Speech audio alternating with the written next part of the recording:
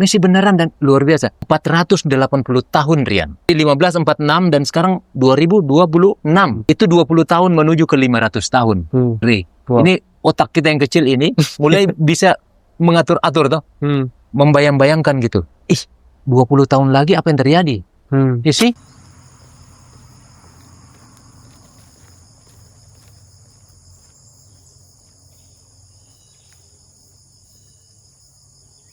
Saya membayangkan, berkontemplasi 480 tahun yang lalu, seorang muda yang namanya Farius itu, imam itu, duduk mungkin juga persis di geladak kapal seperti ini dan memandang laut di atas banda Ark ini.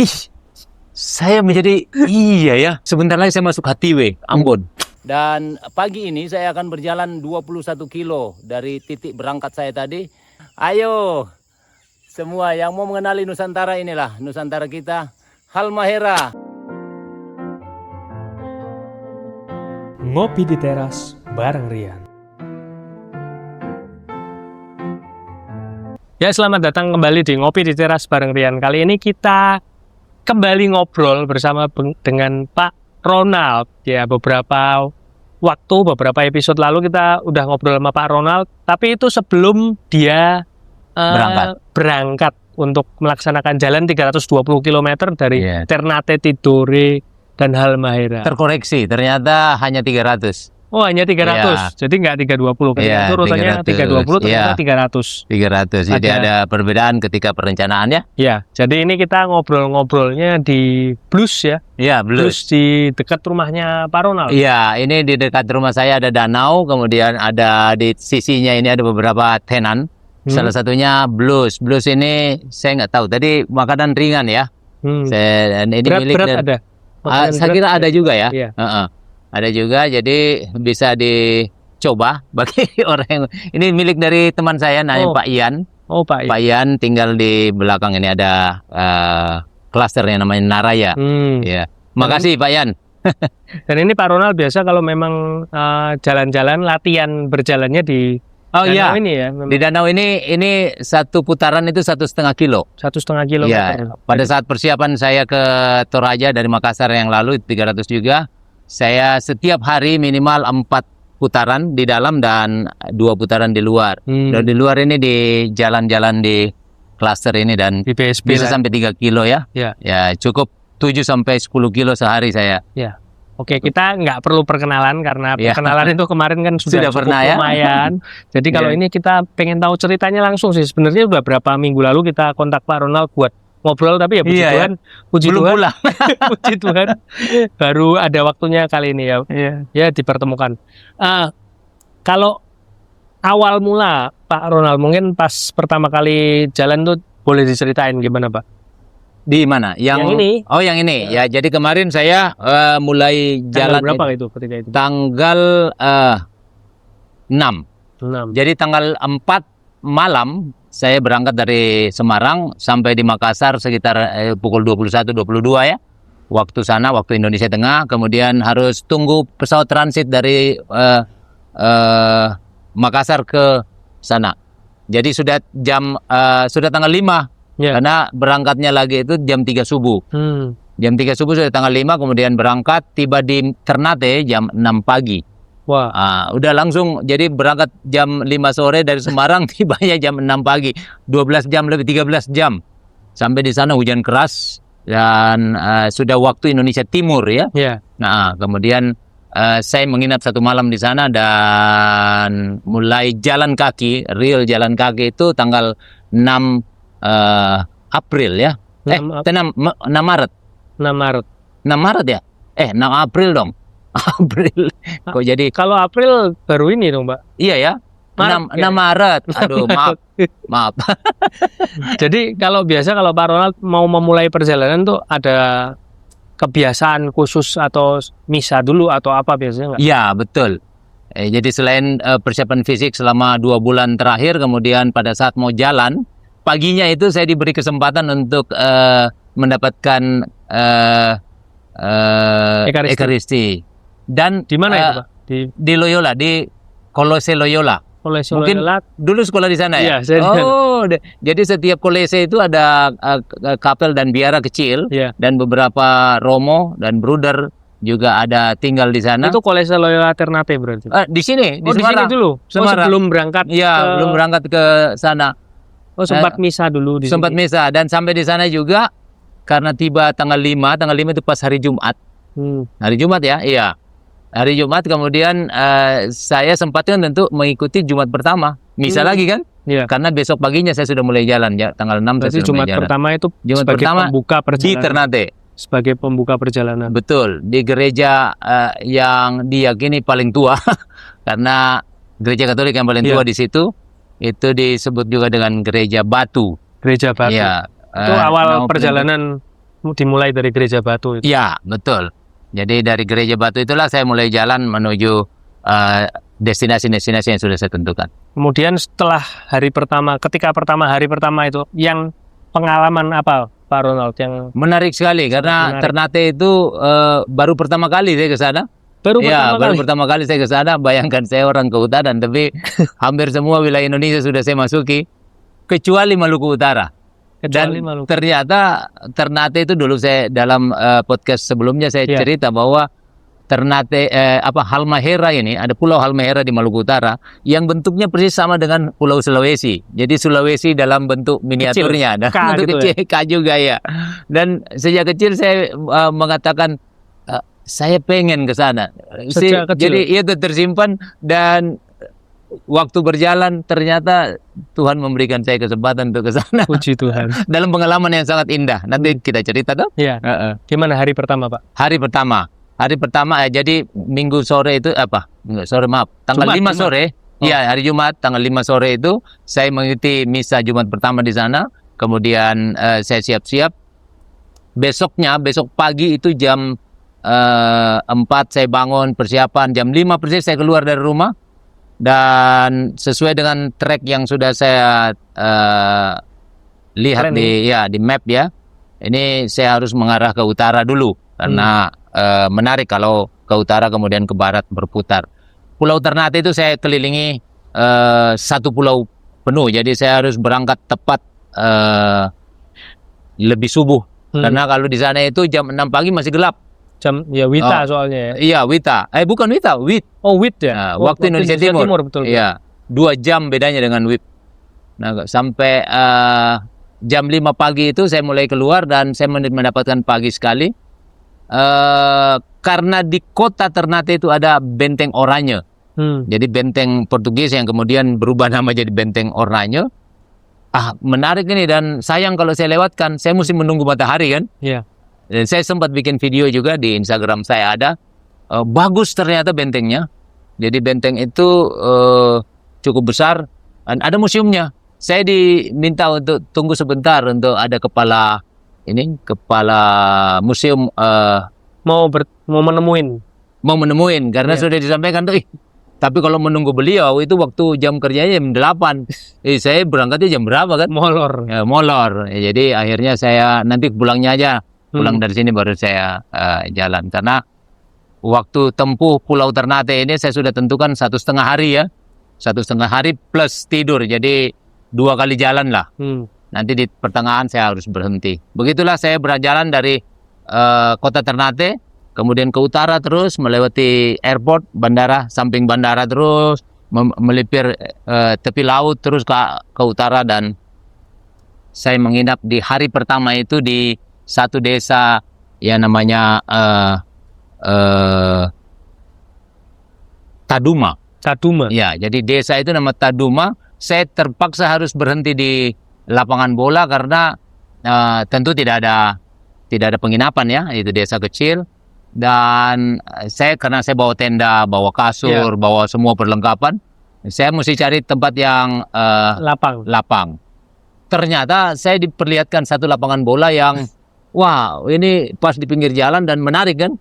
Dan memang karena habis hujan besar, sedikit becek, bukan hanya becek, tergenang air, tapi ada satu tempat di dekat gawang kering.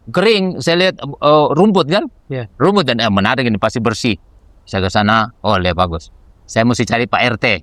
Izin dulu. Saya cari Pak RT karena sebagai orang yang pernah aktif, apalagi saya Pak RT kan. Di sini saya Pak RT. Saya carilah Pak RT. Tidak ada, belum pulang. Itu sudah jam 4:30 sore ya.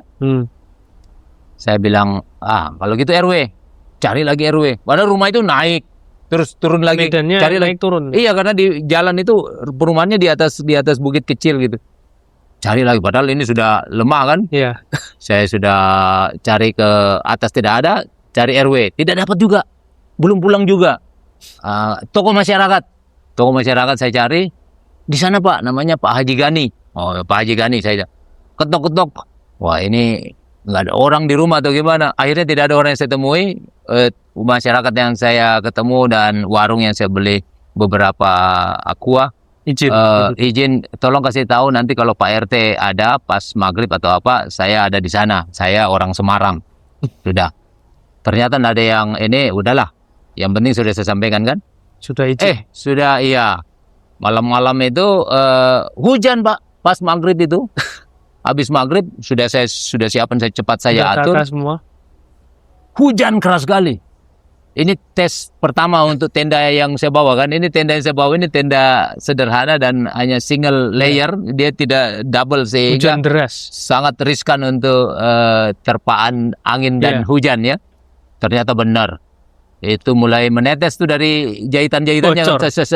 Keras sekali, badai terangkat-angkat gitu. Hanya karena saya di dalam tenda jadi dia tidak bisa terangkat kan. Saya mudah-mudahan patoknya aman. Saya berdoa saja kan. Berdoa Salam Maria 7 kali, berhenti tenang. Salam Maria 7 kali. Sangat tenang, teduh, dan wow, luar biasa. Nah, nanti setelah buka puasa ternyata ada kegiatan selanjutnya karena itu bulan puasa ya. Bulan puasa terus agak ramai karena anak-anak mulai main mercon dan sebagainya. Dan dia mulai excited juga lihat ada tenda di tengah lapangan bola dan menyolok warna merah gitu kan. Wah, ini menarik nih. Saya sih disorot dari kiri kanan, muka belakang, disorot dengan senter yang luar biasa tajam ya. Dan ya udahlah, enggak apa-apa anak-anak ini. Tidak berhenti di situ. Serangan berikutnya terjadi. Mercon. Dilempar mercon. Saya waduh. Ini kalau saya keluar nanti malah dikira tambah ribut kan? Biarkan acara ini, dan memang terbukti bahwa itu jadi tenang sendiri. Kemudian saya bisa tidur pulas, pagi-pagi saya bisa bangun lagi. Menarik sekali. Sebelum saya melanjutkan besok harinya, saya cerita bagaimana perjalanan saya dari tempat itu ke tempat saya bermalam ya. Itu Ternate itu sebuah pulau dengan bentuk gunung, memang gunung konturnya ya. Dan memang betul-betul gunung, satu gunung begitu dikelilingi laut kan. Kemudian Tidore juga seperti itu. Dan teman saya geolog itu cerita bahwa ternyata di Ternate, Tidore dan sekitarnya itu ada sebetulnya gunung raksasa. Karena kakinya ada di bawah itu sekitar 2-3 km ke bawah.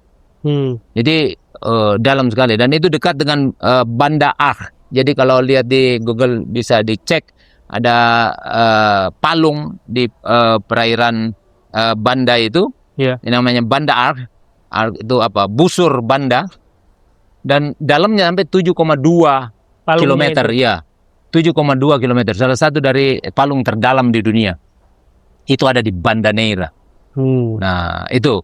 Jadi yang menarik Ternate ini selain fisiknya seperti itu, juga saya teringat ketika 2016 saya ke Lisbon. Saya ingat bahwa ada cerita di sana di Lisbon itu ibu kota Portugal, tempat di mana Santo Fransiskus berangkat ke Indonesia, berangkat dari Lisbon. Di sana itu ada satu gedung besar gereja, namanya Geronimo. Geronimo itu di pusat kota itu ternyata dibangun kurang dari 10% dari uang rempah yang masuk ke sana. Uang rempah Nusantara. Iya, jelas. Maluku hanya bagian kecil dari Indonesia kan. Dan wow, saya sekarang berada di Ternate, di pusat rempah. Dan memang betul sepanjang jalan itu pala, tahu pala? Pala ya. Tanaman pala. Salah satu rempah Indonesia yang sangat populer itu di mana-mana, everywhere. Saya jalan pala lagi, jalan cengkeh, pala cengkeh. Komoditasnya pala dan cengkeh itu. Yes, jadi Gunung Gamalama. Jadi Ternate itu sebuah gunung yang namanya pucuk gunung yang namanya Gamalama. Kemudian besoknya saya berjalan ke menyelesaikan Pulau Ternate itu. Jadi setelah saya berhenti di Taduma, kemudian saya berjalan lagi besoknya, berjalan sampai ke Pulau Ternate. Nah, sebelum sampai di kota Ternate, sebelum saya sampai di pusat kota Ternate ya, karena ternyata administrasi pemerintahan di Ternate itu satu pulau itu adalah kota, tidak ada desanya. Oh. Jadi lain-lainnya itu adalah kelurahan. Jadi desa yang paling terpencil pun namanya kelurahan. Karena satu pulau Ternate itu adalah kota Ternate ya. Kota Ternate. Jadi sekitar 18 kilo sebelum pusat kota Ternate kembali setelah saya berjalan 3/4-nya itu, saya bertemu dengan satu orang muda nama Laila. Ya. Saya berhenti di satu warung dan karena saya perlu air minum saya sudah habis ya, saya beli dan ternyata ada anak gadis bernama Laila. Dan saya terkesima karena ketika dengar Laila saya langsung ingat Eric Clapton kan. Laila kan. Terus, oh ya Laila, kamu sekolah di mana? Pernah ke Jawa? Bapak dia tanya saya, bapak dari mana? Saya dari Jawa. Oh, saya pernah di Jawa Pak. Oh, di mana? Di Tasikmalaya. Oh, saya membayangkan Laila pernah di Tasikmalaya. Oh, kamu sekolah apa? SMA kah? Tidak. Saya SMP. Wow, sanawiyah karena pesantren kan. Saya waktu bilang Tasikmalaya pasti pesantren lah. Karena kebetulan saya 24 tahun di Jawa Barat. Tahu jadinya. Saya tahu bahwa di Tasikmalaya ada pesantren yang dia maksud tadi. Nyambung lah ceritanya karena ternyata neneknya Laila ini orang sana. Ketika saya cerita tentang rempah, generasi muda sekarang dan sebagainya, dia sangat tertarik karena dia adalah salah satu member dari sekelompok orang muda di Ternate yang selalu duduk bersama diskusi hampir setiap 2 minggu sekali tentang apa saja tentang bangsa kita, bagaimana kita berkarya untuk bangsa, bagaimana kita belajar, studi dan sebagainya. Dan ketika saya cerita tentang rempah tadi, dia sangat excited sekali karena belum pernah, mungkin pernah juga baca sejarah itu, tapi ketika saya sampaikan itu tentang Geronimo tadi, wah gitu ya Pak, iya, baru dengar dia. Baru dengar. Padahal Indonesia kan tidak hanya rempah, rempah saja bisa membuat gereja di Lisbon. Iya, Eropa begitu besar, Eropa.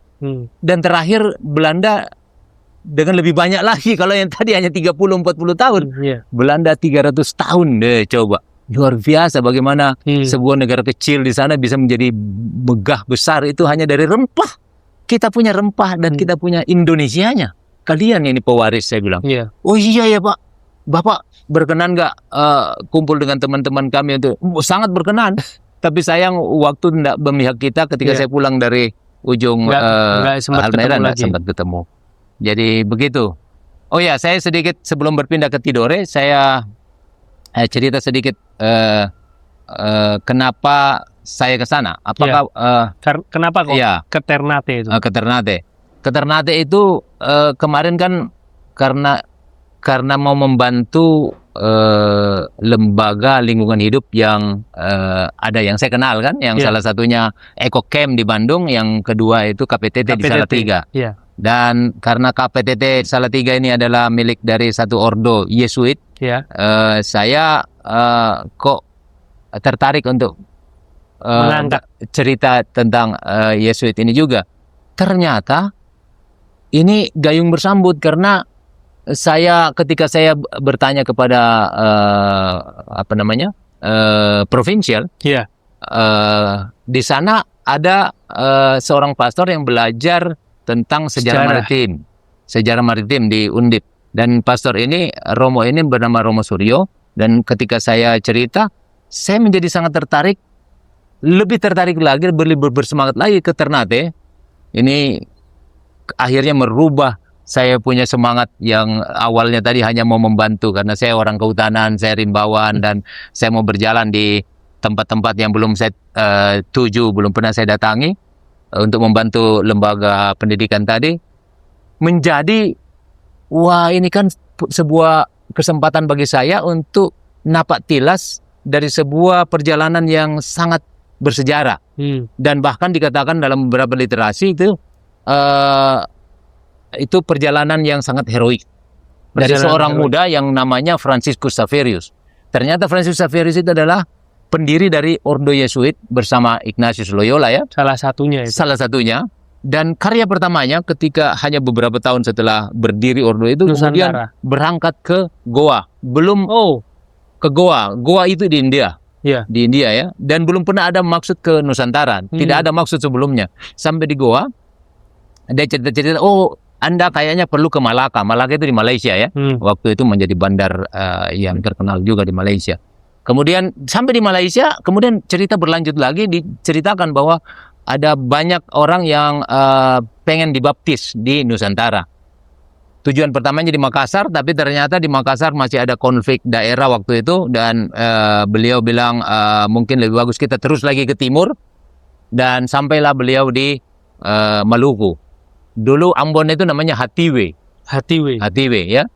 Di Hatiwe itu dia karena tiba tanggal 1 Januari 1546, kemudian dari situ ke Ternate, Tidore, kemudian ke Halmahera, pesisir barat sampai ke utara dan Morotai seluruhnya, dan kembali lagi ke Ternate sebelum ke Ambon selama satu tahun setengah. Baru dari situ kembali ke Goa. Nah, Goa nanti dia ke Jepang. Bukan ke Goa, di Malaka. Belum sampai di Goa, dia di Malaka ketemu orang Jepang, terus ke Jepang, kembali lagi sudah meninggal.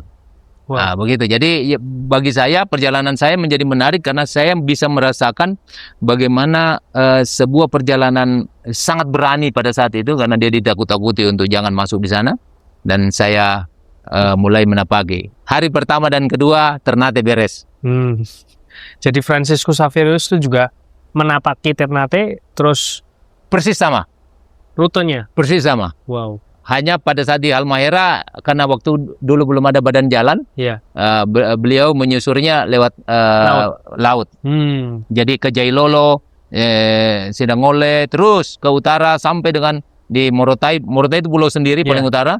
Terus turun sedikit ke Tobelo, baru kembali lagi melalui jalan ini. Kalau saya besoknya itu berangkat melalui masuk Halmahera di Sofifi, karena Sofifi itu ibu kota provinsi sekarang, dan saya masuk di tengah karena sudah ada jalan, baru ke utara melalui jalan aspal. Jadi memang bedanya karena dulu lewat laut, kalau sekarang Pak Ronald menyusurnya lewat jalan darat karena sudah ada jalan darat. Betul, tapi titik destinasi akhir saya di Tobelo itu persis juga kota yang dulu didatangi. Posisi Romo Suryo ketika itu di mana, Pak Ronald?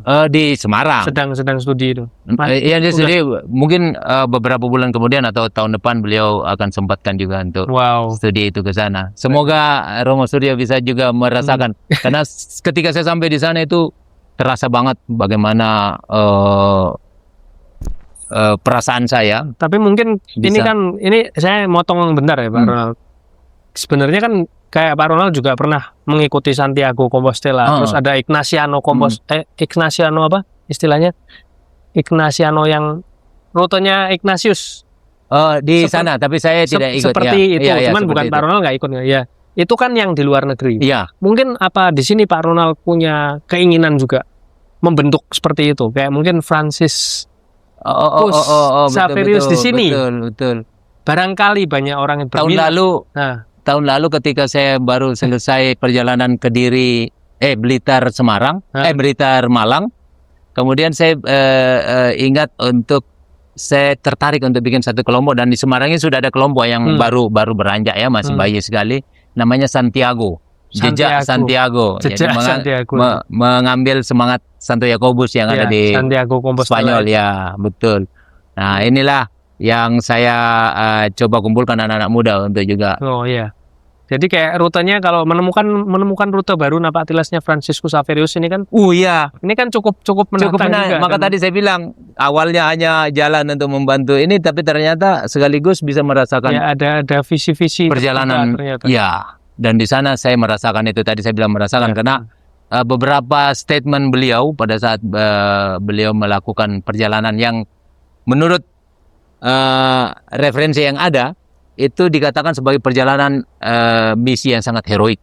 Misi heroik. Beliau diperingatkan oleh teman-teman di Eropa waktu itu, jangan kamu masuk di Halmahera, cukup di Ambon saja, di Hatibe itu. Tidak usah kamu ke utara, karena di Halmahera itu orang perang saudara terlalu banyak, perang antar suku, antar kampung. Dan lebih spesifik lagi digambarkan bahwa beberapa suku di sana kanibal. Wah, jadi tapi ini statement yang sangat terkenal dari seorang Francis Xaverius. Dia katakan begini, kalau di sana ada emas atau cendana, saya kira tidak ada satupun pedagang yang akan berpikir tentang resiko. Dia akan tabrak semua resiko. Nah, masakan seorang misionaris kalah sama seorang pedagang? Ya tuh? Apalagi yang ada di sana, ini kalimat terakhir yang sangat menarik, apalagi yang ada di sana ternyata bukan hanya sekedar emas, jauh lebih berharga daripada emas. Apa itu? Jiwa-jiwa yang minta diselamatkan. Kan luar biasa. Jadi kita kan dipanggil untuk mewartakan kabar sukacita ini, bahwa kita dicintai Tuhan, diampuni, disertai, dilindungi. Kenapa tidak disampaikan? Nah, inilah yang terjadi pada hari-hari berikutnya. Hari pertama dan kedua selesai. Sampai di Ternate kembali kan? Saya masuk di penginapan, besoknya ternyata hari Minggu. Itu total berapa kilo berarti Pak yang hari pertama? Hampir 50. Hampir 50 kilo. Hampir 50, 46. Perjalanan hari pertama putaran selesai. Satu selesai. Terus ke hotel. Hari kedua, saya nginap, hari ketiga ternyata Minggu. Jadi apa salahnya kalau saya ikut misa dulu? Karena saya mau beranjak ke Tidore kan. Misa di gereja batu itu lagi. Titik nolnya tadi. Gereja itu namanya gereja Willy Brodus. Willy Brodus. Nah, di depannya itu ada 3 patung, yang satu Santo Petrus, satu Santo Willy Brodus, yang satu Santo Franciscus Xaverius. Karena dialah yang pertama kali membawa itu di situ ya. Memang ada satu orang yang dibaptis sebelum itu oleh karena kapal-kapal ini kan sudah pulang pergi di situ, kapal-kapal Portugis, dan setiap kapal Portugis itu pasti ada rohaniwan, karena di pelaut-pelaut juga kan butuh ekaristi selama perjalanan dan sebagainya, jadi pasti ada rohaniwan. Nah, ketika mereka sandar di Ternate ada yang dibaptis, dan ketika Fransiskus sampai di sana itu diperbarui dengan banyak sekali, ada ribuan, bahkan di 2 pulau itu. Terus dari situ saya beranjak ke Tidore jam 10 pagi. Setelah makan pagi setelah misa saya makan pagi dulu. Kemudian saya bertolak ke Tidore. Dari Ternate itu hanya naik speedboat ya, banyak sekali speedboat. Jalur laut murah, hanya 20.000. Iya, jalur laut ya, hanya 15 menit mungkin sudah sampai. Nyebrang ke utaranya Pulau Tidore. Jadi saya ke selatan tuh. Pulau Tidore itu kan di selatannya. Dan di Tidore itu juga sebuah gunung. Kalau di Ternate tadi Gunung Gamalama, di Tidore ini Gunung Tidore. Indah juga, hanya saya tidak punya kesempatan untuk naik. Sebagai pendaki gunung saya tentu sangat tertarik sekali. Cuman karena rutenya bukan itu ya. Rute itu, waktu juga. Sampai di Tidore saya istirahat, karena satu hari Minggu itu saya sempatkan untuk istirahat sekalian, siap-siap dan sebagainya.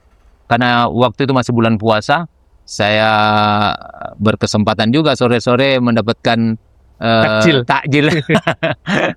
Tidore itu 99,9% mungkin hanya pendatang saja yang tidak muslim ya. Memang di sana mayoritas memang ya sekali muslim. Ternate hanya ada beberapa gereja, kalau di Tidore sama sekali tidak ada. Tidore sama sekali nggak ada. Tidak ada. Nah, kemudian saya berjalan pagi harinya, saya berjalan, dan ada satu yang luar biasa di Instagram saya sebut sebagai permata-permata Maluku Utara. Jadi permata yang pertama saya dapatkan adalah kebersihan. Bayangkan Rian, itu satu pulau, saya terpukau sekali. Pagi-pagi itu saya jalan masih gelap ya. Itu mama-mama, bapak-bapak, opa-opa yang tidak bekerja ya, yang sudah pensiun mungkin, itu cabutin rumput, bukan hanya membersihkan, bahkan dengan tangannya pun tidak ada sampah. Hampir tidak ada sampah. Dan menariknya karena mungkin mau Lebaran ya. Iya. Jadi masjid dicat, rumah juga dicat, dan rumah indah. Saya beberapa gambar di Instagram saya menampilkan bagaimana lingkungan tidak hanya di satu desa, tapi semua merata satu Pulau Tidore. Profisiat, saya acungi jempol lah. Tidore. Jadi kota Tidore ini wali kotanya, ya. Karena di sini juga wali kota, di sana wali kota. Ketika di Tidore itu ada pengalaman apa, Pak Ronald? Berapa lama untuk Tidore? Sama 2 hari. 2 hari juga. Jadi dari Tidore di titik pertama itu saya berjalan titik pertama dari mana itu? Dari kota yang namanya Rum. Ya, kemudian Rum itu, kemudian saya ke selatan. Ya. Jadi sisi barat ke selatan sampai di kota tempat paling ramai di situ. Terus saya teruskan sampai ke Rum kembali. Begitu. 2 hari juga. 2 hari. Di sana ada benteng beberapa, ada 1, 2, ada satu benteng yang baru ditemukan.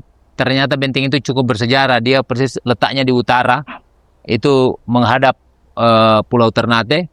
Dan di benteng itu kecil sekali bentengnya. Ada ruang-ruang ya. Di situ digambarkan ada ruang itu pernah dipakai untuk rapat membicarakan perkawinan Pangeran Tidore dengan ratu dari Jailolo. Jailolo itu di Halmaheranya. Begitu. Iya. Setelah selesai kembali ke Rum tadi, baru saya menyeberang ke Halmahera. Nyebrangnya masuk lewat, tapi harus pakai pelabuhan yang ada di satu kota di sebelahnya. Saya pakai kendaraan saja ke sana untuk menyeberang. Dari Tidore itu nyebrang. Tidore ke Sofifi. Sofifi itu ibu kota provinsi Maluku untuk Utara. Memulai perjalanan selanjutnya. Iya, betul. Di sana saya menginap 1 malam lagi. Saya tambah lagi 1 malam karena ternyata selain ini perbekalan saya termasuk spiritus habis. Spiritus ini untuk bahan bakar saya, kompor saya. Parafin. Bukan pakai parafin. Spiritus tidak. Pakai spiritus. Karena lebih gampang, lebih mudah dibawa, dan saya bawa dalam botol-botol kecil. Iya. Sangat praktis. Terus kemudian melanjutkan dari Sofifi itu. Sofifi 2 hari kemudian. Jadi saya tiba, menginap, terus besoknya masih bawa cari perlengkapan dan sebagainya, dan juga informasi supaya perjalanan titik-titik perhentian saya di beberapa tempat nanti kemudian itu menjadi lebih efektif. Untuk yang Halmahera ini perencanaan Pak Ronald berapa hari ketika itu? Di situ agak panjang karena 2 hari, 4 hari saya baru menyelesaikan 100 km kurang sedikit. Jadi Pulau Ternate dan Pulau Tidore itu masing-masing hampir 100 kilo, 50 kurang dari 50 tadi ya, jadi hampir 100. Kemudian saya perjalanan ke Sofifi. Dari Sofifi saya harus menyelesaikan hampir 200 km. Maka tadi terkoreksi karena ternyata setelah saya hitung ulang itu tidak sampai itu, paling jauh 300 kilo. Maka di Tobelo saya juga bolak-balik di beberapa tempat di sana. Oke, itu sampai hari ke 7 sudah, karena saya sudah tambah 2 hari ya. Iya. Tambah 1 hari di Tidore. Silakan minum. Iya, minum dulu Pak.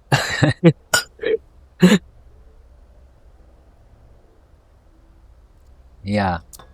Kemudian mulai dari dari Sofifi itu adakah peristiwa-peristiwa tertentu lagi Pak? Dari Sofifi belum nampak, itu biasa saja. Kecuali bahwa itu adalah tempat baru ya, dan beberapa catatan itu seperti waktu di Ternate dan Tidore itu soal kebersihan. Di Ternate sedikit mungkin terkoreksi ya, itu beberapa tempat, terutama tempat-tempat kunjungan sore hari, kadang-kadang tempat anak muda di pinggir pantai ini saya sempat merekam juga. Ini kayaknya perlu masukan kepada pemerintah setempat untuk lebih ini. Masa kalah sama Tidore kan? Tidore sama-sama tapi bisa bersih luar biasa. Itu menarik karena kebersihan ini bukan soal pemerintah saja. Ya, warganya. Warga ini juga ya kembali ke masing-masing pribadi. Kalau setiap anak muda datang bersama temannya atau pacarnya, datang cerita tentang kehidupan yang indah-indah di pinggir pantai sambil menikmati sunset, tapi meninggalkan gelas-gelas jusnya ini kan ditinggalkan begitu saja. Sampahnya dia lupa, mungkin asistennya ndak ikut kan. Kalau asistennya tinggal di rumah kan. Nah, ini juga sikap perilaku orang muda sekarang ini ya, mungkin kalau mau menerima ini koreksi. Iya. Bagus ya. Iya. Nah, hari keberapa tadi? 7. Iya. Hari ke-7 saya berangkat dari Sofifi menuju ke utara, menuju ke Tobelo, destinasi terakhir. Destinasi terakhir itu saya mulai dari Sofifi ke utara menuju ke satu stasi. Stasi itu nama satu satuan umat. Kalau di gereja Katolik ada umat terkecil namanya stasi. Di stasi itu yang bernama Braha. Oh, Braha itu sekitar 24 kilo dari Sofifi. Menarik sekali karena dari Sofifi saya mendaki pendakian yang pertama itu dapatkan kantor gubernur. Sampai kantor gubernur. Iya. Terus saya masuk di kompleks itu, saya bikin gambar, bikin video nih. Bikin video, selamat pagi teman-teman, saya sekarang berada di kantor gubernur Maluku Utara. Ada suara di belakang saya. Dia bilang, Pak, salah, ini kediaman. Nyasar. Lah, ini kediamannya segede gini kan. Saya bilang, wah bagus. Wah, makasih ya Bu, dia tukang sapu. Dia sambil senyum-senyum aja, dia koreksi. Ini konten kreator ini. Kurang informasi. Terus saya keluar, saya jalan lagi, itu dalam komplek itu. Terus saya bisa melihat kantor gubernur yang megah. Itu di bukit yang pertama. Kemudian saya jalan lagi ke utara, dapat markas Brimob. Oh bagus, bersih ya, biasalah kalau markas selalu pasti kelihatan bersih itu. Terus jalan lagi ke utara sampai di Braha itu 24 kilo. Di situ saya menginap satu malam. Gimana? Dari Sofifi 24 kilo. 24 kilo. Tadi kalau yang Pak Ronald sebelum yang off the record juga sempat cerita katanya ternyata stasi-stasi banyak itu yang di daerah itu. Jadi stasi-stasi itu baru mulai sana kan umat Katolik hanya ada kalau Pak Ronald dulu waktu ke Halmahera itu berapa puluh tahun lalu? Belum pernah Halmahera itu. Tapi tahu kalau dulu ya nggak sebanyak itu. Belum tahu juga, baru tahu itu. Betul, baru tahu. Jadi ketika saya sampai di sana, saya mendapatkan informasi untuk menghubungi pastor paroki yang terdekat di situ, namanya paroki Kao. Paroki Kao ini jaraknya sekitar 70 kiloan dari Sofifi, dan saya mesti sampai di sana. Dan sebelumnya saya menelpon Pastor Vincent, dan Pastor Vincent sangat terbuka mempersilahkan saya, nanti Bapak akan bertemu dengan stasi yang pertama namanya stasi Braha. Dan di situ saya masuk dan saya terkesima dengan kenyataan yang saya lihat dari cerita sebelumnya dengan Romo Suryo di Semarang, kemudian juga cerita yang saya baca dari referensi singkat. Ternyata saya sudah berada di tanah misi Franciscus Ferius yang begitu besar ya, ceritanya begitu besar, dan saya baru sadar nih, saya sudah sampai di Halmahera nih, di tempat di mana gereja pertama kali ada di Nusantara 1546 ya. 1546 ada seorang muda dari Portugal. Dia ada orang Spanyol tapi dia berangkat dari Portugal dan membawa misi luar biasa, kabar sukacita ya. Dan disitulah gereja pertama kali ada.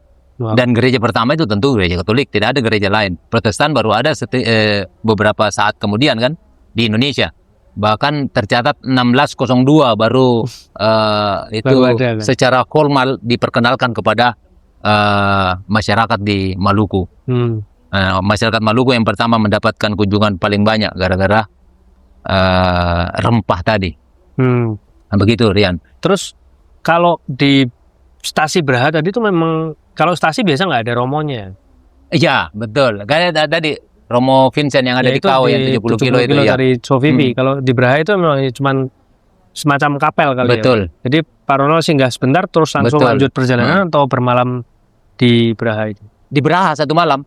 Dan saya diminta pastor untuk setiap stasi yang saya kunjungi dan saya tempati, kalau bisa bertemu dengan umat-umat yang ada di situ, barangkali ada kebutuhan.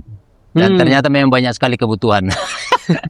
Kebutuhan itu bukan hanya material ya. Kebutuhan bagaimana? Jadi cerita menarik karena di situ ada beberapa umat baru, ya, convert dari gereja di sebelahnya. Ya. Dan ini menjadi fenomena yang surprise bagi saya karena convert kok di kampung kecil gini bisa langsung 20 orang. Itu dari gereja Protestan yang ada di sebelahnya hanya sekitar 15 meter berpindah ke sini. Dan menariknya dari 20 jiwa itu 15 itu anak-anak sampai remaja. Oh, masih yang 5 itu muda. hanya yes. Yang 5 itu hanya 5 orang, itu hanya orang-orang tua yang ada di situ. Dan ketika saya tanya, mereka dengan enteng aja mereka bilang, wah kami kembali ke rumah tua. Lah ini kan menarik, karena nyambung dengan yang cerita awal kan, bahwa gereja awal yang dibentuk memang gereja Katolik di situ, tidak ada gereja lain. Nanti setelah Belanda masuk dan melalui VOC ini tahu ya, VOC itu organisasi dagang sebetulnya, perusahaan dagang Belanda yang luar biasa sukses dan dia menggunakan jalan itu untuk mensukseskan bisnisnya. Jadi sebetulnya juga kan. Iya betul. Jadi gereja baru yang dibawa VOC ini dipakai hanya untuk mensukseskan dia punya juga perdagangan dia. Menarik sekali kan. Jadi memang ada sejarahnya ya.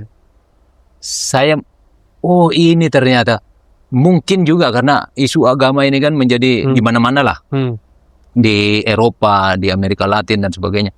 Itu ketika itu dimunculkan menjadi sesuatu yang menarik dan itu nampaknya memobilisasi para petani, para apa yang punya rempah banyak ini untuk iya, jadi ada politisnya juga. Iya, sangat politik sangat dagang. Politis. Dan ini kita harus belajar lagi dari sumbernya nanti. Nanti kalau kita sudah ada kesempatan kita bicara di Kolose Loyola. Kayak orangnya langsung kan. Iya, betul. Begitu. Terus setelah jadi, itu dari Braha, saya berpindah ke namanya stasi Tetewang. Menarik karena ketua-ketua stasi yang ada di situ hampir semua perempuan. Di ketuanya? Ketua stasi. Stasi di Braha itu perempuan. Pindah ke Tetewang. Tetewang itu 15 kilo. Perempuan juga? Perempuan, ibu-ibu. Jadi ibu, kok ibu-ibu yang bapak-bapaknya mana ada, Pak? Nggak apa-apa. Kami juga. Dan ketua stasi dari Braha itu menyempatkan diri jalan kaki, ikut bersama saya ke ini. Aduh. Ditemanin 15 kilo? 15 kilo pakai sendal jepit. Saya ya tentu sebetulnya keberatan karena jalan saya menjadi lambat kan. Tetapi karena 15 kilo sudahlah. Toh saya sudah canangkan 15 kilo ini perjalanan pendek saya. Karena saya juga mesti istirahat di Tetewang. Direlakan. Jadi sepanjang jalan kami Rosario.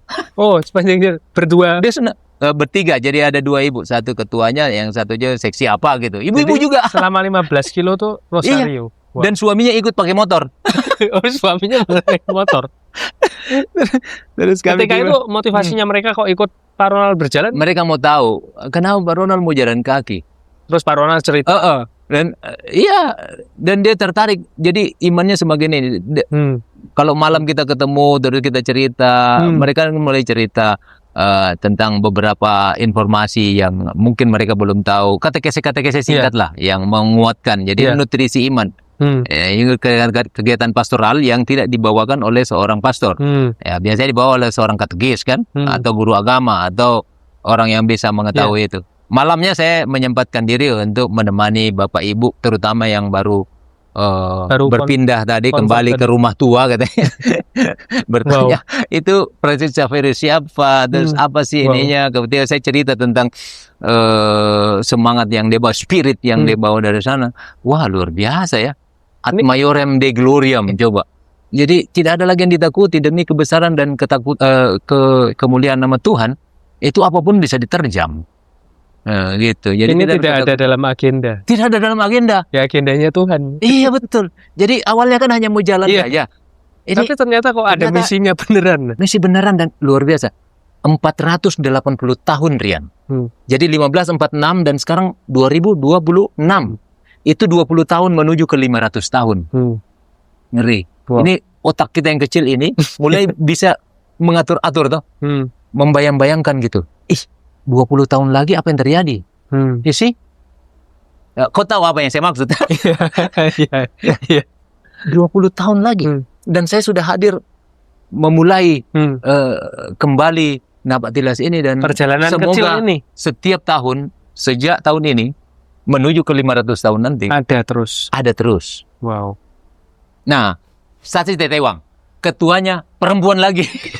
Kalau yang tadi dari Stasi Braha itu mereka memang biasa jalan kaki atau tidak pernah? Oh ya, orang kampung jalan ya, kaki. cuman kan pendek-pendek. Pendek-pendek. Baru Ternyata kuat. 15 kilo baru sekali. Terus yang bikin saya tertawa ketika 2 kilo sebelum sampai mulai ada kampung-kampung kan. Terus orang tanya, "Woi, kemana?" Dia bilang, "Tenang. Perempuan ini ikut jalan-jalan." "Tenang, mau bikin apa?" "Latihan," katanya. "Latihan mau apa?" "Mau tes poluan." jadi orang tertawa, ini ibu-ibu yang sudah tua mau tes poluan. Dia begitu semangat. Umur berapa ketika itu? Ibu ini 50 ke atas lah. 50 ke atas. Sudah sepuh juga. Ya, adik-adik saya tapi sudah dapat berapa rosario itu, Pak? 2 kali. 2 kali. Tapi setelah itu kan kita makan terus apa? Wow. Ada beberapa warung yang buka. Ya kayak unik juga ya, kayak nggak ada rencana tapi sudah direncanakannya Tuhan. Ternyata luar biasa tuh. Sampai di Tetewang nih. Sampai di Tetewang. Tetewang itu batas antara Halmahera Barat dan Halmahera Utara. Ya. Jadi Sofivi tadi itu masuk di Halmahera Barat. Tetewang itu persis batas, sehingga ada di desa itu ada setengahnya masuk di barat, setengahnya masuk di utara. Kemudian dari di Tetewang saya nginap 1 malam, diarahkan ke saudaranya yang di sebelah rumahnya, ketua stasi, karena ketua stasi itu baru meninggal suaminya 1 bulan yang lalu. Jadi ya karena dia sendiri dan anak-anaknya ya. Dia bilang ke kakak saya, ternyata kakaknya itu satu kampus sama istri saya. Namanya Satu Nus. kampus. Dia pernah dia sekolahnya di Makassar. Mungkin kenal karena seumur saya tuh. Tapi enggak tahu ya, beda 4 tahun dengan istri saya kan. Kemudian saya nginap di situ dan cerita kita kemana-mana akhirnya. Tapi yang tertarik lagi karena di Tetewang ini juga ada yang convert. Saya mulai, ini kenapa? Oh, dulu nenek moyang kami begini-begini. Terus saya membayangkan dulu Francesco Xaverius itu kan membaptis orang di situ, puluhan ribu bahkan dikatakan kan. Tapi setelah 1602 ketika VOC mulai Belanda datang, kemudian dengan VOC kendaraannya namanya VOC ini, itu mengganti semua orang dan tidak boleh. Gereja satu-satunya adalah gereja Protestan yang dibawa oleh Martin Luther. Itu salah. Habis seluruh, jangankan Halmahera, seluruh Ternate, Tidore yang saat itu sudah ada, Ambon, semuanya tidak ada Katolik. Habis. Nanti setelah VOC bangkrut, ya kalau ikuti sejarahnya, VOC bangkrut sekitar awal 1800-an ya, terus ada gubernur jenderal ya diganti. Jadi bukan VOC lagi yang mengendalikan gerakan ini. Ini betul-betul sudah mulai pemerintah yang maksudnya gubernur jenderal, itu ada sedikit kebebasan beragama. Jadi mulai masuk lagi. Mulai masuk. Jangankan di Maluku, di Bogor saja coba. Di Bogor itu katedral megah begitu. Ketika VOC masuk kan kemudian ada gereja yang lebih megah dibangun di sampingnya gitu. Nah, ketika bangkrut itu seiring dengan Napoleon berjaya di sana di Eropa kan. Napoleon berjaya di Eropa, dia mengangkat adik sepupunya yang namanya Louis, yang kemudian dikenal namanya dengan Ludwig, itu menjadi Raja Belanda. Nah, Raja Belanda tentu karena dia Louis ini orang Perancis ya, orang Katolik kan. Mulailah terbuka, tidak ketat lagi. Kemudian di Timur Jauh ini, di Hindia Belanda ini juga ada kebebasan beragama. Datanglah misionaris dari Belanda. Jadi dulu Belanda yang menghancurkan gereja Katolik. Misionarisnya dari Belanda juga. Ada Yesuit, ada MSC, ada macam-macam. Dari Belanda juga. Indonesia. Nah, Indonesia waktu itu menurut sejarah itu kan sebuah vikariat apostolik. Jadi belum keuskupan utuh ya, tapi sudah menjadi wakil dari ada perwakilan gereja Katolik di Jakarta ya. Kemudian ke Ambon itu kemudian diserahkan kepada MSC. Tapi sebelum MSC bergeraknya di sana, ada Yesuit yang juga sudah masuk ke Tenggara. Jadi 1860-an begitu, itu ada baptisan pertama di Tenggara. Jadi kalau 30 tahun atau 40 tahun yang lalu ketika saya mengenal orang Ambon itu tidak ada yang Katolik, semua Protestan. Orang Katolik itu dari Maluku Tenggara, Kei, Tual, Somlake, macam-macam di situ. Aru dan sebagainya. Itulah yang ada di kota Ambon. Jadi kalau bilang orang Katolik di kota Ambon itu ya pasti orang Tenggara. Banyak orang Tenggara. Bukan banyak, semuanya. Semuanya orang Tenggara. Tidak ada orang Ambon karena memang dulu sudah terlanjur dikonversi 100% kan. Masuk ke di Ambon itu terjadi seperti itu. Tapi jadi tidak bisa membayangkan bahwa apa yang dibawa sama Franciscus Xaverius itu tidak ada, sudah habis kan? 300 tahun. Jadi 1546 ke 18 sekian, 300 tahun kan? Iya. Tidak ada lah, itu berapa generasi? 10, 12, atau 15 generasi? Entah, hitung sendiri. Jangankan 12 generasi, Rian. 2 generasi saja, kalau dia sudah convert, itu sudah berubah sekali kan? Iya, betul. Jadi orang sudah membayang, oh enggak, saya ini. Udah hilang, jadi tidak ada lagi bekas-bekas. Sementara Katolik yang pertama kali dibaptis di Tenggara, itu 18 sekian, 300 tahun kemudian kan? Iya. Berarti bukan lagi yang di bawah Franciscus kan? Iya. Saya harap Rian bisa membacanya. Lihat. Artinya sudah habis kan? Waktu saya jalan, saya bertemu dengan orang dan dia mengatakan saya mau kembali ke rumah tua. Ini kata-kata dari mana? Dari langit kah? Dari mana? Ya tentu memang dari medsos dari segala macam banyak yang dibaca ya, karena kemudian informasi itu hikmat juga. Ya, itu hikmat. Juga. Informasi terbuka semua dan ternyata kami semua itu dulu Katolik. Seluruh Halmahera, Tidore dan Ternate yang namanya Kristen, dia pasti Katolik karena belum ada Protestan kan? Nanti akhirnya sekarang ini itu baru kelihatan beberapa, kalau saya Katolik kan karena opa saya juga dulu convert, bukan karena ini kan. Tapi ternyata setelah saya ke Ambon, nanti kalau sudah sampai di Ambon ceritanya, itu akan saya perlihatkan ada satu orang bahkan sudah menjadi Romo, itu yang betul-betul Ambon asli, yang dulu bergeser dari Ambon karena ditekan sama VOC, entah ke Makassar, entah ke Manado, itu. Keturunan itu menjadi ini dan salah satu menjadi pastor dan menjadi pejabat di tingkat dunia loh. keren banget. Jadi wah, ini ya kalau Tuhan mau pakai kayaknya nggak pilih-pilih juga. Semua bisa jadi dipakai. Dan yang saya pahami spirit dari Franciscus Xaverius ini itu tidak mati. Fisik, bangunan apapun habis. Bahkan gereja batu yang saya sebut tadi yang orang mengatakan dalam beberapa konten itu gereja itu lahir tapi setelah 1600. Iya. Gitu? Bukan pada 1500-nya. Tidak ada, habis mereka semua. Fisik habis, akar-akarnya, pondasinya kalau perlu batu pondasi itu digali sekali. Ibaratnya seperti itu. Pokoknya tidak boleh ada Katolik gitu. Ternyata kekatolikan itu datang sendiri dari orang-orang yang sama sekali tidak tahu. Iya. Ya itu hikmat turun. Dan di Halmahera, di Ternate, di Ambon, di pusat kota Ambon. Oke, kita lanjut tadi dulu. Setelah dari mana? Tetewang. Lanjut. Saya misal lagi dan memang beberapa gereja stasi ini memprihatinkan ya. Saya minta tolong nanti juga Rian barangkali pastor, saya pikir dia juga berkeluh kesah tentang kekurangan, barangkali ada saudara-saudara yang mau berpartisipasi. Jadi selain KPTT dan EcoCamp tadi nanti barangkali kita bisa tampilkan kontaknya ya. Kontaknya untuk paroki di sana. Untuk paroki Kau. Ya nanti Pak Ronald saya minta itunya kontaknya nanti bisa ditampilkan. Iya, karena gereja bertumbuh luar biasa di sana dan terutama dari orang-orang yang mengatakan saya kembali ke rumah tua. Dari Tetewang saya berjalan kaki ke Malifut. Mestinya ke Kau. Tapi jadi dari Tetewang ke Kau itu jaraknya masih 59 kilo. Jadi dibagi 2. Saya harus bagi 2, tapi bagi 2-nya itu juga tanggung. Karena tidak ada tempat. Sementara saya pikir kalau saya melakukan kegiatan pastoral dalam tanda kutip, karena saya bertemu anak-anak muda dan sebagainya, saya butuh waktu lebih. Nah kalau waktu dan energi lebih, saya harus buka tenda lagi, kayaknya kurang ini. Jadi saya cari stasi benar. Ternyata di tengah-tengah itu tidak ada stasi. Saya harus jalan sedikit, dan saya berhenti di tengah-tengahnya. Namanya Malifut. Malifut itu. Jadi saya jalan dari situ, saya singgah di satu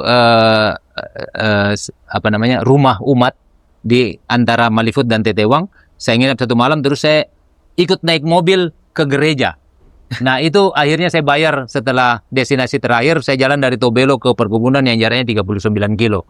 Ya, saya naik mobil sekitar 20 sekian kilo ya, karena saya kejar gereja hari Minggu pada saat itu. Jadi ngejar misa. Ngejar misa. Kalau saya jalan, saya tidak bisa dapat misa Minggu. Jadi saya korbankan ya, besok saya bayar. Saya jalan kembali. Saya naik langsung ke Malifut. Saya di situ yang tidak direncanakan. Akhirnya saya tinggal 3 hari, Rian. Ikut misa, extend sana karena ketemu dengan pastornya sudah kan? Pastornya sudah ada di situ, datang dari Kao yang hanya berjarak tinggal dikit itu. Tinggal dikit. 9 kilo, 8, berapa kilo gitu. 9 kilo dia datang siang-siang, jam 11 kami misa. Setelah itu, Pak Ronald tinggal sini aja, ini pastoran baru dibangun. Dan rencananya pusat paroki itu berpindah dari Kao ke Malifut karena gerejanya lebih besar. Tapi pastorannya baru dibangun, dan itu juga yang masih tersendat sampai sekarang. Kemarin Pak, ini kami timba air gitu kan. Saya tinggal di situ. Barangkali bisa ada yang bermurah hati untuk pembangunan, nanti bisa. Mereka bilang profil apa profil? Oh, maksudnya tandon air. Itu mereknya profil gitu. Oh, mereka sebutnya profil. Karena tulisannya profil itu. Ya. Oh iya pastor nanti. Nah itu, dan beberapa alat dapur segala macam. Pastor belum pernah tinggal situ, saya tinggal situ. Nah mulailah kegiatan pastornya lebih ramai. Karena saya tinggal akhirnya 3 hari di situ. Pastor bilang begini ke saya akan ke Kao Barat. Dan di sini tidak ada yang ini. Apakah Pak Ronald berkenan untuk membantu umat? Oh, berkenan sekali. Apa saja pastor? Apa saja katanya. Jadi besoknya itu saya melatih misdinar, melatih lektor. Ya, pertemuan OMK, terus kunjungan umat. Kunjungan umat itu karena waktu misa ada ibu-ibu beberapa waktu pertemuan habis misa cerita, Pak, ini kan semua ada bapak-bapaknya. Ini suami saya, kenapa suaminya Bu? Suami saya sakit. Oh iya, sudah lama ndak ini. Oh saya nanti datang. Pastor bilang, oh silakan pernah. Saya datang kunjungan umat. Bayangkan saya ini bukan, saya awam tuh. Saya kunjungan umat. Ternyata banyak sekali masalah. Sakit atau pura-pura sakit atau terus ada juga yang, wah Pak, saya ini diguna-guna. Tahu guna-guna? Iya. Santet begitu ya.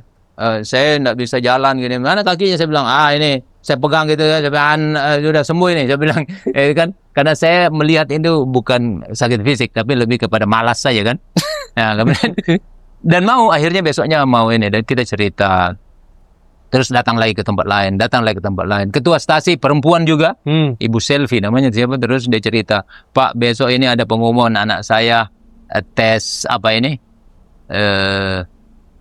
tes tentara. Nah besok pengumumannya, kami ini sedang harap-harap cemas gitu. Minta didoakan. Nah saya kan tinggal sendiri di pastoran, tidak ada orang, hanya saya sendiri. Dan di samping pastoran ada Gua Maria yang bagus, cantik. Ada fotonya juga, nanti di share ya, bisa dilihat nih di sini. Saya berdoa malam itu. Lu tahu apa yang terjadi? Besok di laporan, Pak, anak saya lulus. Puji Tuhan. Ya kita tidak bisa mengatakan bahwa itu, tapi bahwa dengan iman kita percaya bahwa kalau kita dengan sungguh mau mendoakan, berdoa bersama dan sebagainya, saya kira Tuhan juga mendengar lah ya. Dan banyak hal di situ terjadi, termasuk bersih-bersih gereja dan semua pokoknya. Saya dapat berkat lain. Ini kan sudah mau pekan suci lagi minggu depan ya kan. Ini kayaknya kita sudah harus pengakuan dosa nih. Pastor, bisa nggak sebelum berangkat besok pagi, Pastor kita bikin misa di sini? Oh bisa banget. Bayangkan dia dari pusat paroki hanya 9 kilo, tapi mau misa jam 6, dia harus berangkat sana jam 5. Nah itu sangat gelap, jam 6 kan masih gelap tuh. Datang dong, Pastor bisa nggak sekalian pengakuan dosa? Confession. Bisa. Keren banget kan. Jadi umat semua ikut. Tapi karena umat semua ikut, lama. Saya harus jalan jam 6, jadi jam 8 lewat. Aduh. Tapi untung perjalanan saya nggak terlalu jauh. Itu berapa kilo ya? 32 kilo. 32 kilo dari situ, dan saya berhenti di Kao, di pusat paroki yang kecil. Tuhan sayang, Tuhan berkati juga, ini perjalanan saya lancar-lancar saja karena saya meninggalkan banyak umat yang sedih ya, karena di situ saya 3 hari. Itu tambahan itu kayak Tambahan bonus. misi dari Tuhan. Bonus. Dan saya membayangkan dulu apa Fransiskus, begini juga lah pasti. Terus jalanlah saya melewati desa-desa itu ke stasi yang berikutnya, namanya stasi Biang.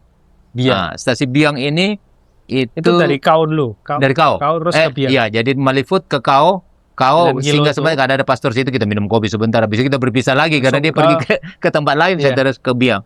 Biang ini gereja baru lagi. Nah, gereja baru ini baru Biang dibentuk stasi, tapi gereja baru. Gerejanya lebih megah dari ini. Malifood. Malifood besar.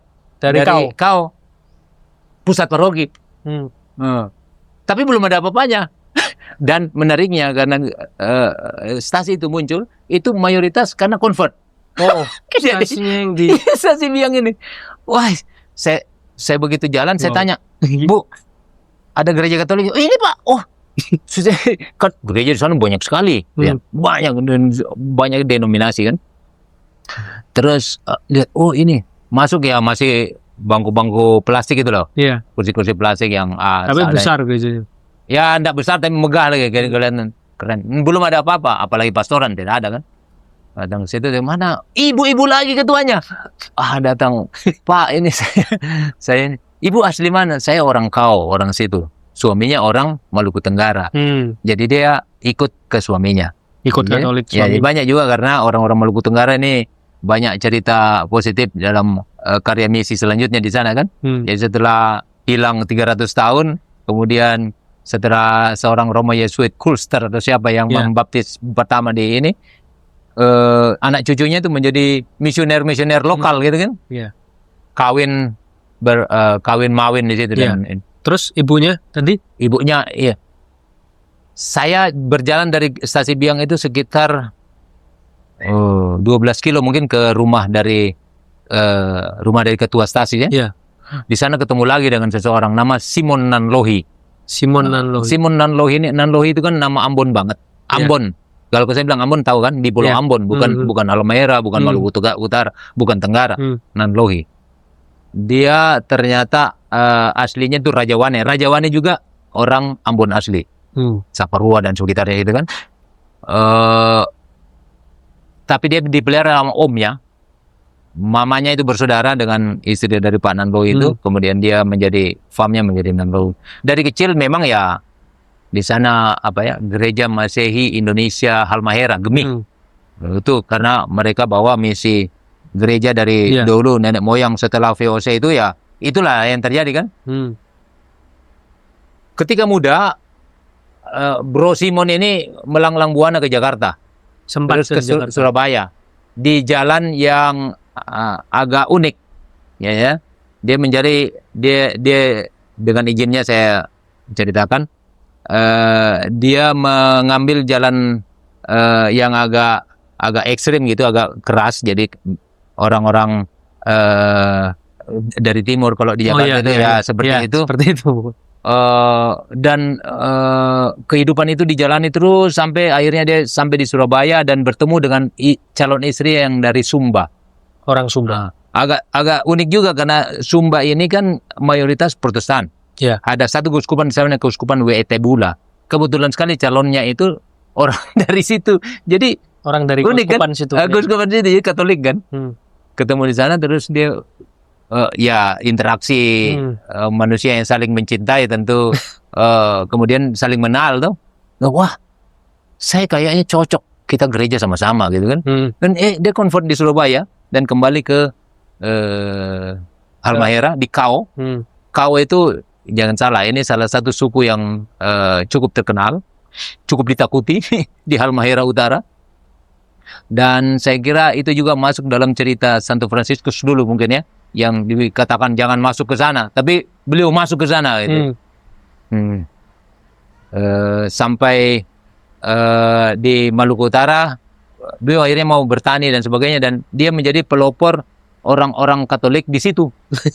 Jadi di kampungnya sendiri. Tokoh Katolik tuh di stasi Biang itu. Nah, saya nginap 1 malam, kemudian dari situ saya ke destinasi terakhir. Destinasi terakhir itu di sebuah perkebunan 39 kilo di selatan kota Tobelo. Iya. Cukup masuk ke dalam dan ketinggian tempat itu hanya sekitar 90 meter dari atas permukaan laut karena dekat, tapi dingin luar biasa karena perkebunannya itu bisa sampai ribuan hektar. Perkebunan Pendek kelapa, banget ya, pala, iya, pendek. pendek sekali tapi dingin. Malam-malam itu saya terpaksa harus buka tenda di dalam kamar supaya saya bisa tidur nyenyak. Buka tenda di dalam kamar. Jadi yang lain kedinginan, saya aman-aman saja pakai celana pendek di dalam tenda, aman. Wow.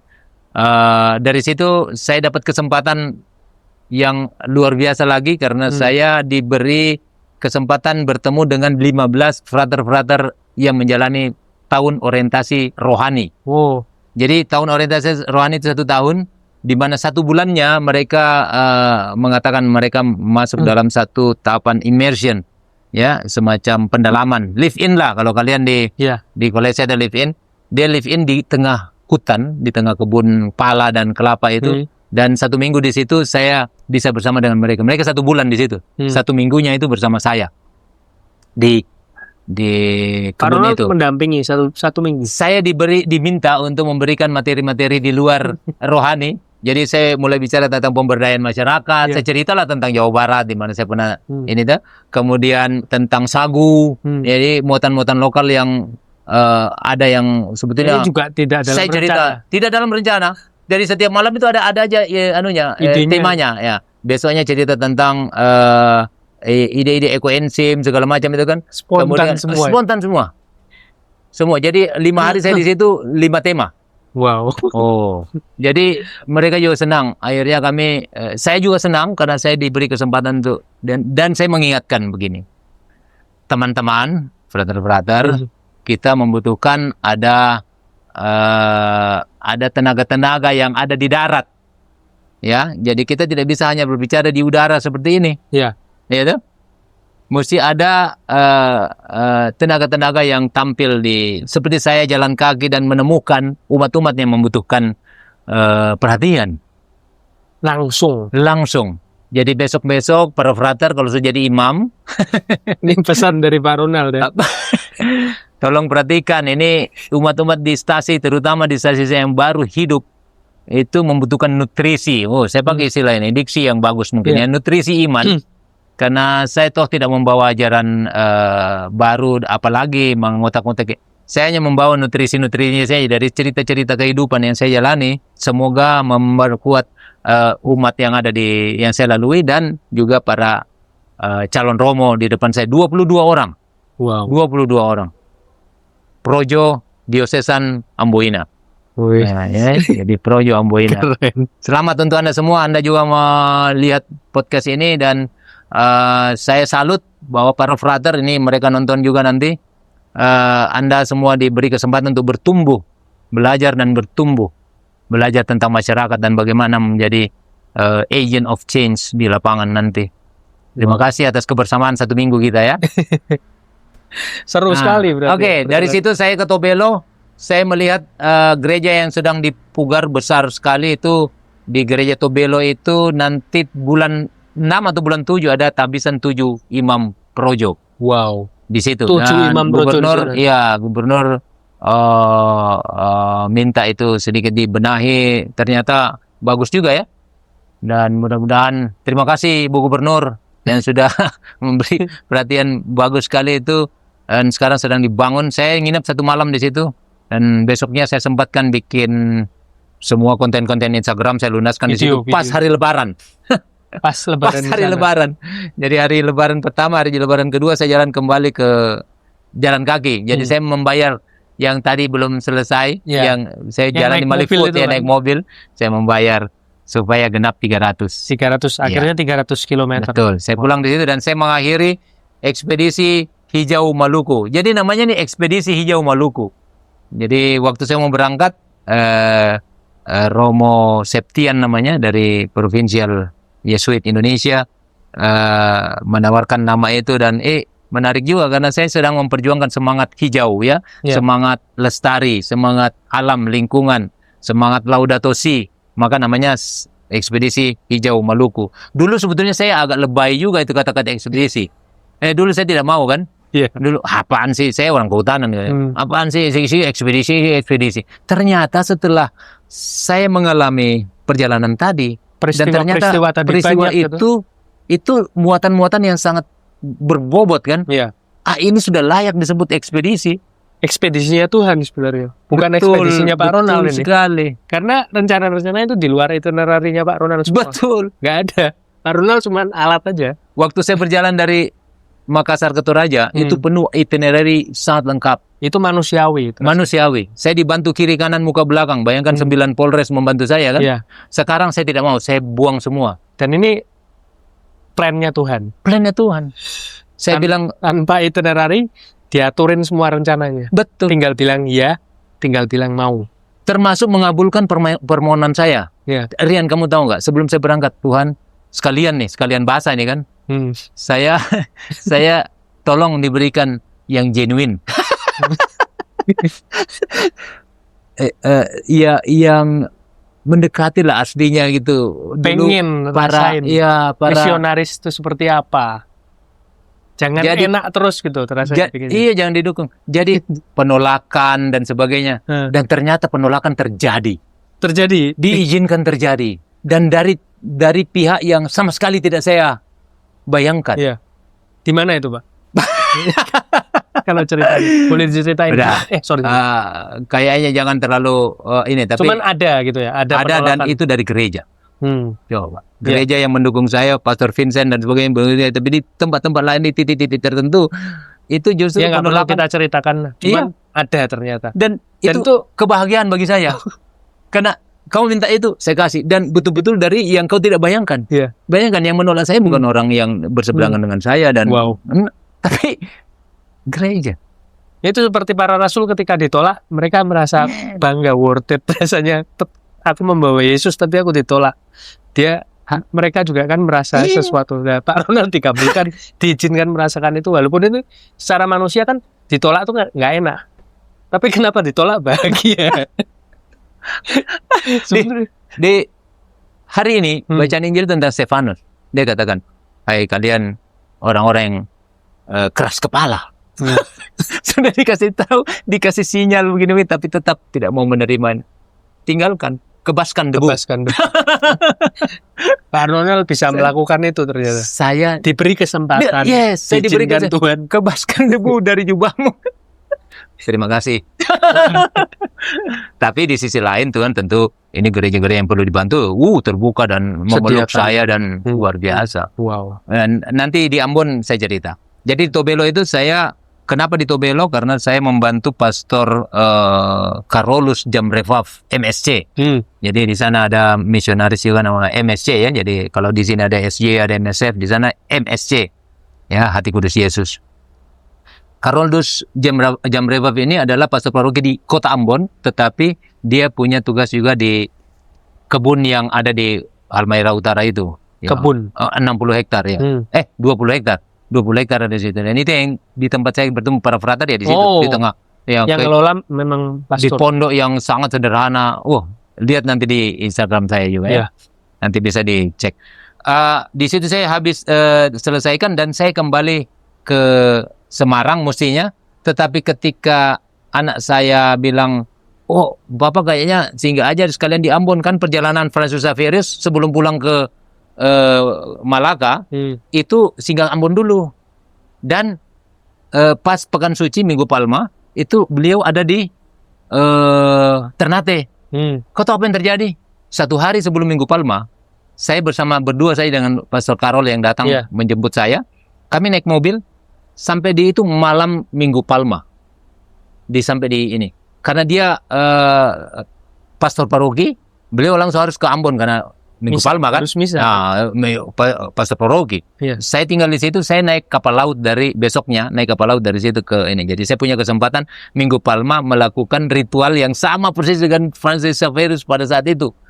Sebelum dia pulang, itu dia singgah di Ternate untuk Pasca, tapi ya kalau saya kan masih diizinkan juga. Itu persis seperti. Dan apa yang kau tahu siapa pada saat itu yang memimpin misa siapa? Uskup Amboina. Wow, keren banget. Dan saya bisa salaman, saya menceritakan, saya berfoto. Wah, saya puas sekali. Diizinkan Tuhan. Diizinkan. Sorenya saya berangkat naik kapal laut dan lagi-lagi kan hanya 26 jam satu hari satu malam ya. Sore hari sebelum malamnya tiba, rencana malam jam 8 tiba di kota Ambon. Jam 5, jam 6 itu masih terang di senja di laut. Saya duduk di atas dan saya duduk merenung sebentar, bermeditasi sebentar lah dengan gaya saya. Meditasi alam. Meditasi alam. Saya melihat lautan ini, kapal, tidak ada orang di samping saya, dan saya bikin video khusus. Saya membayangkan, berkontemplasi. 480 tahun yang lalu, seorang muda yang namanya Francis Xaverius itu, imam itu, duduk mungkin juga persis di geladak kapal seperti ini, dan memandang laut di atas banda ini, banda busur banda itu kan. Saya menjadi, iya ya, sebentar lagi saya masuk Hatiwe, Ambon. Saya berdoa, sempat berdoa dan sebagainya, terus saya turun dan kita siap-siap turun. Kota Ambon. Mengimajinasikan sebagai Franciscus Xaverius yang betul masuk seperti itu. Betul, Rian. Karena diimani ya terasa banget dulu. Wah, luar biasa. Saya rasakan benar. Mungkin dia sambil pegang buku brevir di tangan kan, buku doa, dan berdoa sore Vesper. Tiba di Ambon. Malam tiba di Ambon, perasaan lain muncul karena nenek moyang saya dari sana. Saya baru kedua kali itu. Yang pertama kali saya ke sana hanya 4 jam, Rian. Singgah doang. Sebetulnya tidak transit. Saya sengaja ke sana dan 4 jam kemudian saya berangkat. Saya tidak transit. Sampai sana saya sempat ke kampung namanya Suli di Natsepa. Kemudian saya kembali ke bandara, ambil pesawat, kembali ke Jakarta. Waktu itu masih aktif, 2014. Kemudian malam itu saya turun dari kapal sebagai seorang sederhana, tanpa protokoler, tanpa ajudan, dan saya harus pikul rangsel dan sebagainya, sebagai tapi nikmat anak. Sekali rasanya. Bahagia sekali. Seperti mahasiswa dulu yang belum punya apa-apa, turun tuh. Terus tawari, Pak, ojek pak, sebentar, ada yang jemput. Jadi ada utusannya Pastor Carolus pakai motor juga, malam-malam jemput saya. Ambon ya, saya rasa Ambon, gue jadi Ambon nih kan. Udah berangkat dari situ, ketemu namanya Romi jemput saya, terus kita naik. Ternyata paroki ini agak jauh ke atas, itu di gunung ya. Nanjak berarti. Nanjak, sekitar 12 kilo dari situ. Namanya paroki Santo Yakobus Ahuru. Menarik sekali, nanti lihat lagi di Instagram saya ada. Gereja ini sangat liturgis, secara bangunan sangat liturgis. Di dalam itu tidak ada macam-macam yang aneh-aneh. Sangat membantu kita untuk mengikuti ekaristi secara lengkap, fokus, altar fokus, tidak ada infokus, tidak ada AC, bahkan tidak ada core paduan suara itu di atas, di balkon, di belakang. Nggak kelihatan. Tidak ada yang kita lihat. Fokus kita hanya kepada altar. Wow. Dan pastornya memang sangat liturgis juga. Nah, itulah Pastor Carolus Jamreva, teman saya beberapa puluh tahun yang lalu, kemudian kumpul lagi di situ. Wow. Saya diminta untuk merasakan pekan suci di sana selama 1 minggu sampai Paskah. Dan memang betul-betul 3 hari suci itu nikmat sekali. Saya tinggal di sebuah biara yang sudah bukan kosong, ada tinggal 1 suster di sana. Ada 2 suster, tapi bulan lalu baru meninggal 1. Ordo apa suster? PBHK, Persaudaraan Bunda Hati Kudus. Nah, ini juga diperkenalkan ini. PBHK ini adalah saudara dari MSC. Kalau MSC ini laki-lakinya, ini PBHK perempuannya yang PBHK wanitanya. Ya. Pendirinya sama. Chevalier. Maka kebun yang di Tobelo namanya Chevalier Farm. Terus jadi, tinggal di sana? Saya tinggal di sana. Saya dikasih tinggal di sana 1 minggu bersama suster tua ini, sendirian. Nah, lu tahu makamnya di mana? Hanya 60 meter di atas biara itu. Dan biara itu masuk dari jalan raya juga hanya 3 meter ya, kecil. Jalan kampung sebetulnya, tapi sudah aspal bagus. Masuk kebun salak, berbelok sekitar 100 meter gitu, dan tidak ada lampu. Tiba-tiba ada biara ini yang dulu novisiat banyak, ya 30 atau 40 novis yang di situ. Sekarang? Tetapi dipindahkan ke Jawa seiring dulu ada kerusuhan dan sebagainya. Iya. Supaya aman. Nah, di atas dari biara itu ada makam uskup pertama dan uskup kedua. Itu uskup Grand sama uskup Sol. Dan beberapa biarawati juga di situ. Tapi hanya sedikit. Itu hanya 60 meter. Pemakamannya. Bulan lalu baru meninggal satu dan saya hidup berdua. Saya paling depan, jadi pintu biara dibuka. Saya di itu kamar paling depan di dekat kantornya. Kemudian ada taman. Suster paling belakang. Ada kapel, hidup kapelnya. Artinya ada sakramen juga di situ. Kemudian ada rafter yang tidak pernah dibuka karena tinggal sendiri. Suster dan saya merasakan luar biasa kehidupan biara berdua. Ada beberapa guru, ada 3 orang guru di situ, tapi bukan Katolik semuanya. Tapi hening banget. Hening sekali. Kontemplatif. Saya yang bikin ribut. Jadi saya novis laki-laki. Itu lagi-lagi 3 hari suci luar biasa. Saya merasakan mulai Kamis Putih, ini misa panjang kan? Iya. 3 hari suci misa panjang sekali. Misa panjang. Dibuka tanda salib meja putih dan tanda salib berikutnya berkatnya pada saat Vigili Paskah kan? Iya. Menarik sekali. Itu kor. Wah, paduan suara saudara-saudara kalau ke Ambon bisa menikmati kor ya. Suaranya yang super biasanya.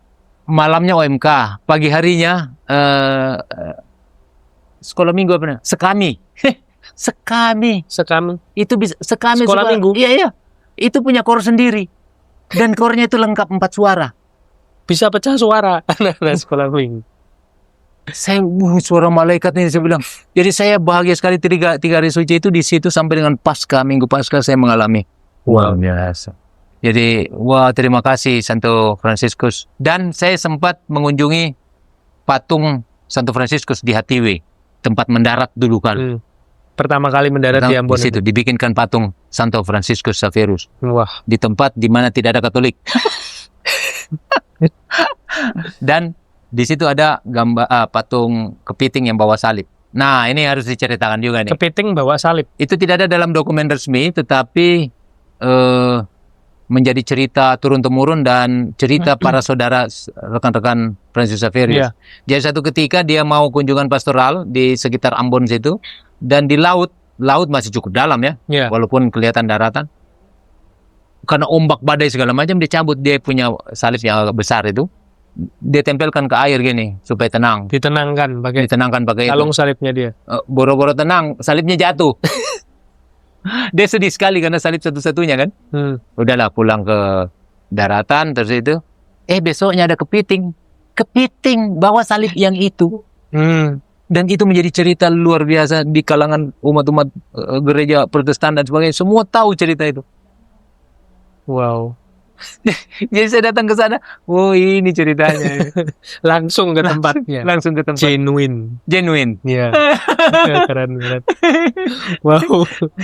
Terus kita juga yang di rumah saya sama Olive di rumah lihat Instagramnya Pak Ronald ini nggak pulang-pulang.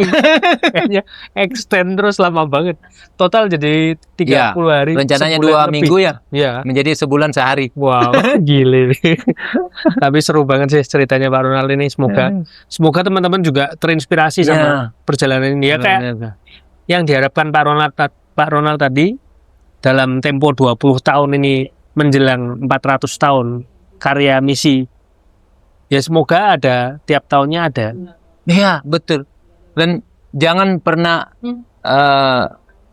kecewa apalagi ya. Jangan kira sesuatu yang hilang kemudian hilang selamanya, enggak. 480 tahun. Siapa yang sangka? Ketika Fransiskus pulang dari Ambon itu mau ke Goa. Tapi sampai di Malaka tidak jadi lagi ke Goa.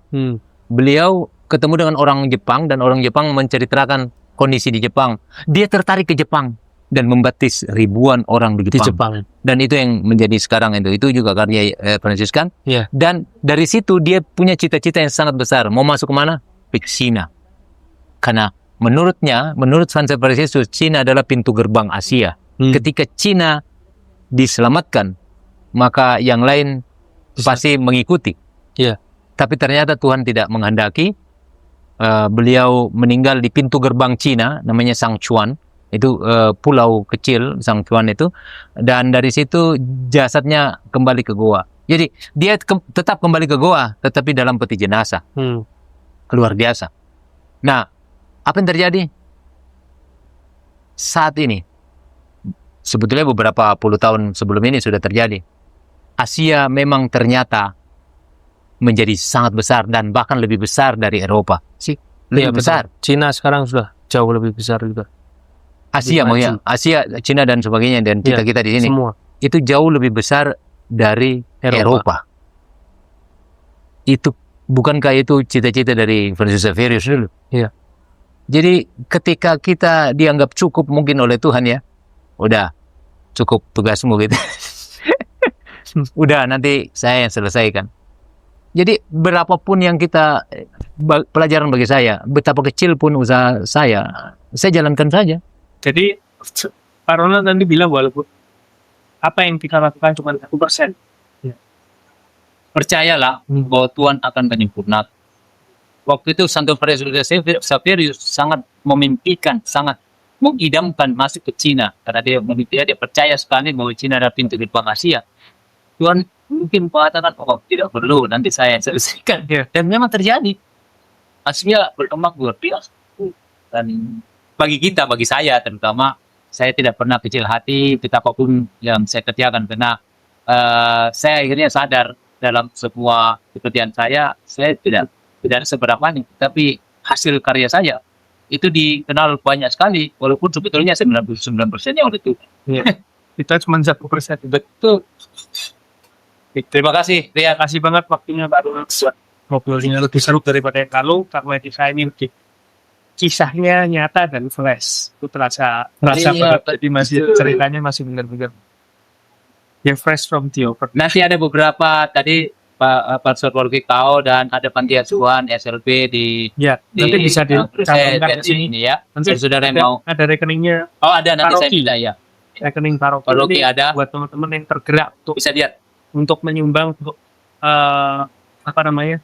berbagi, partisipasi juga bisa ke rekening dari paroki Kao. Paroki Kao, SLB di Ambon dan juga panti asuhan di Ambon. Ya, bisa anak-anak. Jadi kakak semua.